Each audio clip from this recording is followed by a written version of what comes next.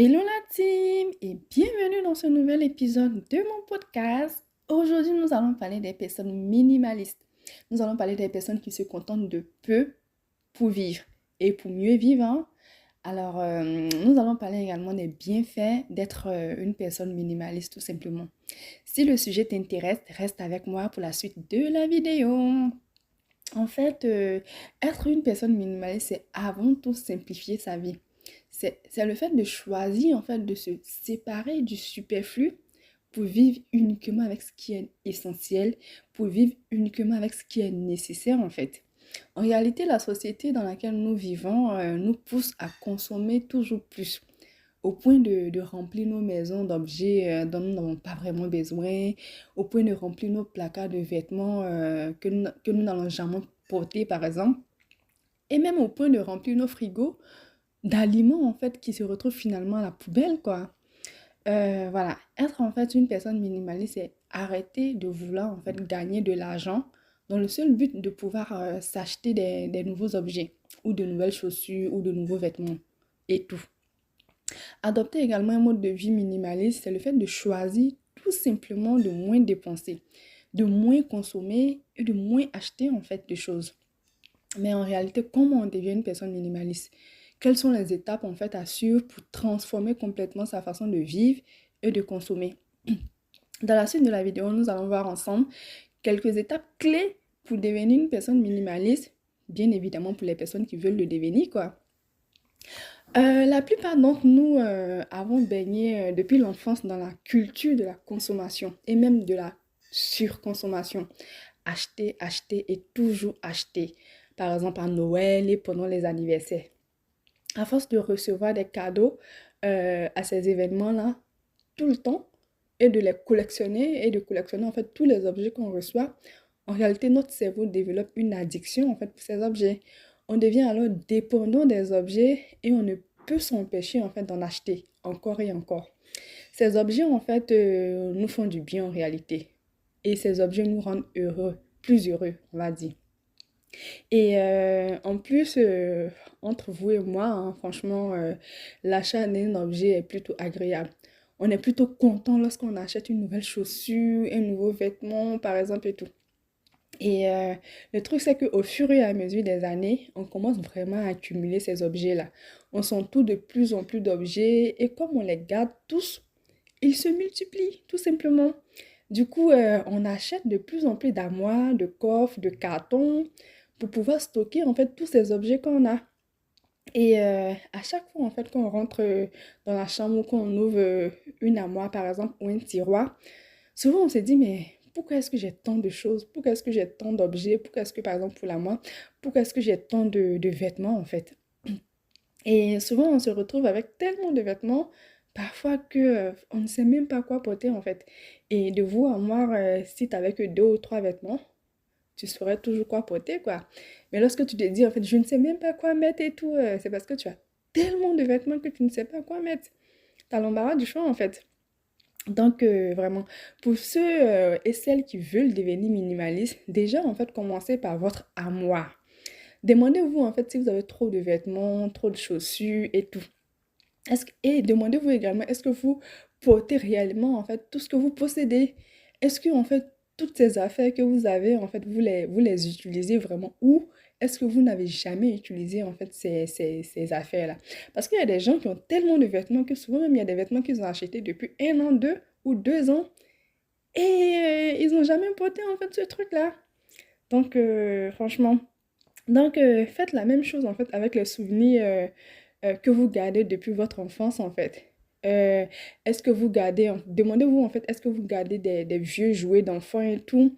Et, euh, et même souvent en fait, on garde de vieux cahiers d'école, des cahiers en fait de sixième et tout, pourtant on est en terminale, hein. Ou même souvent on est à l'université carrément quoi. Mais on a encore nos vieux cahiers de sixième, de cinquième, de troisième et tout. Pourtant on sait très bien qu'on ne va plus les utiliser en fait. Donc voilà, pour faire le tri, en fait, demandez-vous si vous n'utilisez plus vraiment ces trucs-là. Faites le tri, les choses que vous n'utilisez pas, bah jetez-les ou soit donnez-les en fait. Et voilà. En fait, être une personne minimaliste, c'est aussi en fait diminuer sa consommation. c'est réduire vraiment ces fréquences de sortie dans les centres commerciaux, par exemple, dans les restaurants, dans les bars et tout. Et c'est également éviter de traîner en fait sur les sites de e-commerce. Les sites en fait, bah, imagine en fait tu traînes tout le temps sur les sites bah, de prêt-à-porter ou voilà, de vêtements et tout. Tu vas forcément craquer quoi. Si tu veux être une personne minimaliste, tu traînes pas sur ce genre de site en fait. Parce que franchement, ce sont des sites qui sont faits pour consommer, consommer et surconsommer même quoi. Et voilà. En réalité, la démarche en fait du minimalisme, c'est vraiment un chemin long, hein. C'est un chemin qui se construit en fait sur le long terme. Si tu veux vraiment que ça dure, en tout cas, ça se construit sur le long terme. Et voilà, être minimaliste, c'est vraiment aussi avoir une vie simple, hein. Si tu veux vraiment avoir une vie simple, bah, construis vraiment bien ce chemin en fait minimaliste. Et il faut dire en fait qu'il y aura forcément des moments en fait où vous allez craquer. Si tu décides de devenir minimaliste, bah, il y aura forcément des moments où tu vas craquer. Il y aura forcément un moment en fait où tu vas avoir une belle paire de chaussures et tout que tu auras envie d'acheter. Pourtant, tu as déjà des chaussures, hein, mais tellement la chaussure elle est belle ou une belle robe ou une belle chemise que tu vas voir, tellement elle est belle, tu as envie de l'acheter. C'est pas comme si tu n'as pas l'argent, tu as de l'argent, mais tu sais très bien que tu as déjà des vêtements, tu as déjà en fait des chemises et tout, tu as déjà de belles chaussures, mais tu veux quand même l'acheter. Ou un objet en fait de décoration, par exemple pour la maison et tout. Ta maison est déjà belle, hein, elle est déjà bien comme elle est.